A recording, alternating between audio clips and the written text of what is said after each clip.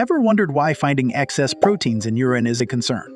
It's called proteinuria, and it's not ideal because our kidneys are supposed to filter out salts and fluids while keeping proteins intact. Now, let's dive into a simpler explanation about creatinine levels. Creatinine, a waste product from our muscles, is usually filtered by our kidneys.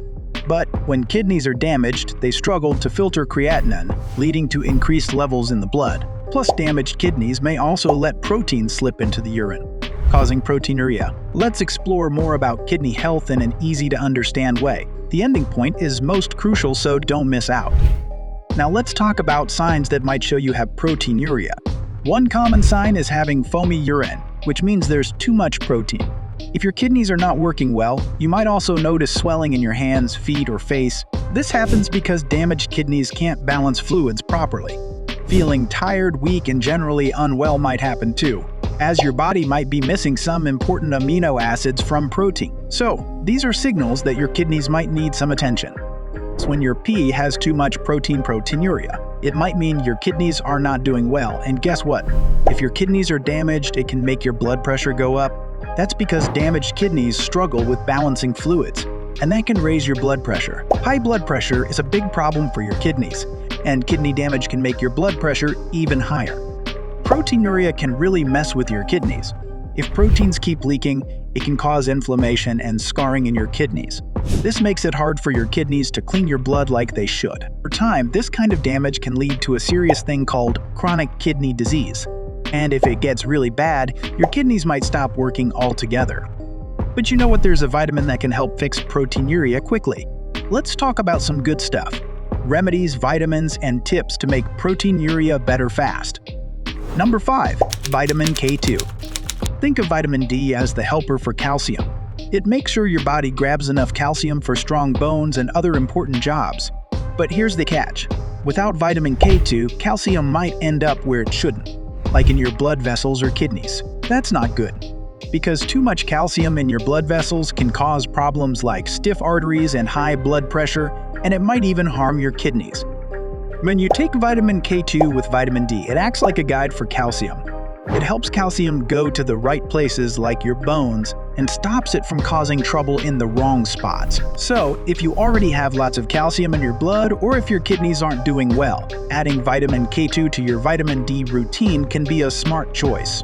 It's like giving calcium a roadmap to the right places. Reishi mushrooms may not be a vitamin, but they are like natural superheroes for treating proteinuria and fixing damaged kidneys. These mushrooms have special compounds that act like shields for the tiny filters in your kidneys called nephron. In 2018, a study found that reishi mushroom extract really helped people with IgA nephropathy, a kidney disease with too much protein in urine. Another study in 2019 showed that reishi mushrooms made kidneys better in people with chronic kidney disease. They did this by fighting inflammation and protecting kidney cells. Reishi mushrooms are like bodyguards against harmful stuff that can damage your kidneys. They have things that can stop free radicals from causing trouble, and even protect the outer layer of nephron. This protection stops nephrons from breaking down, which is good news for treating proteinuria and reversing kidney damage. You can find reishi mushrooms in different forms, like extracts or powders. Experts suggest taking around 750 to 1100 mg per day. But always ask your healthcare expert for the right dose that suits you best. Number 3. Vitamin D. Vitamin D is a big deal. When your body doesn't have enough of it, you might feel tired, your bones and muscles can get weak, and your overall kidney health might go down quickly. But here's the good news. Getting vitamin D either from sunlight or supplements can help a lot, especially if you have something called proteinuria. Studies have found that many people with proteinuria, kidney damage, or chronic kidney disease don't have enough vitamin D. In fact, in 2017, a study showed that around 30 to 70 of folks with chronic kidney disease had low vitamin D levels. Then in 2019, a big review of 12 studies found that taking extra vitamin D really helps with proteinuria in people with chronic kidney disease. So, making sure you get enough vitamin D is like giving your kidneys a boost. And here's a cool thing. Recent studies say that taking vitamin D supplements in the right amounts can quickly help with something called proteinuria. It's like a superhero movie for your kidneys. Many experts suggest taking 25 micrograms of vitamin D Why is vitamin D important? Well, for starters, it helps your body absorb calcium from the gut, making sure there's enough calcium in your blood. Calcium is super important for your kidneys because it helps them stay strong and work properly, but that's not all.